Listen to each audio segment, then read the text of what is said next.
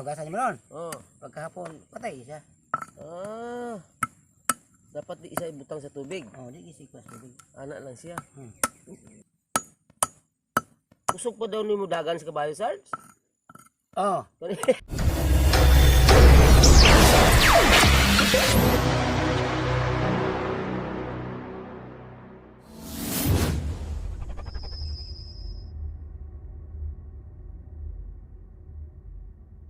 Sabi mga kaprats, no? Ganun din ako. Mahigit 2 linggo na. Hindi pa na matay, oh. Pagpuyo. Buhay na buhay pa siya, oh. Kaingan mo kung saan akong gidok-dok. Ganit ang kinakausa mo ni. Ayan, no? Last na. Pag ikuan mo sa tubig, mapatay siya, no? Mamatay siya. Hindi pa matay. Gawas inadlaw na siya nga. Hugasan niyo meron. Pagkahapon, patay siya. Dapat di isa ibutang sa tubig. Di isikwas tubig. Anak lang siya. Iyaw, no?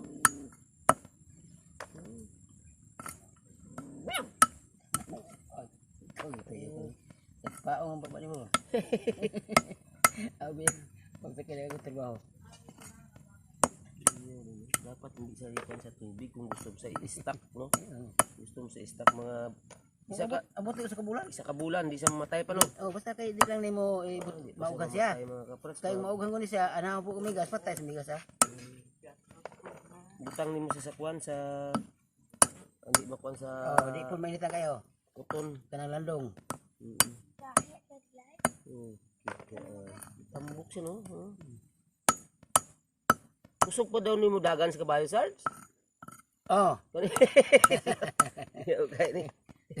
Singgit sa kabayo. Asa ka ron? Dali po rin. Apos na naamang yapon.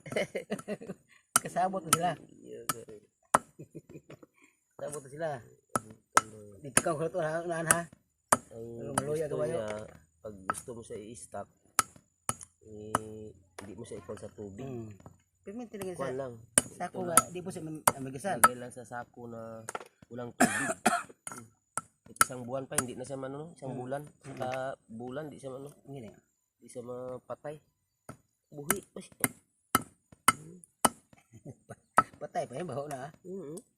Buhay na buhay. Martilyo lang birada niya, mga kapit.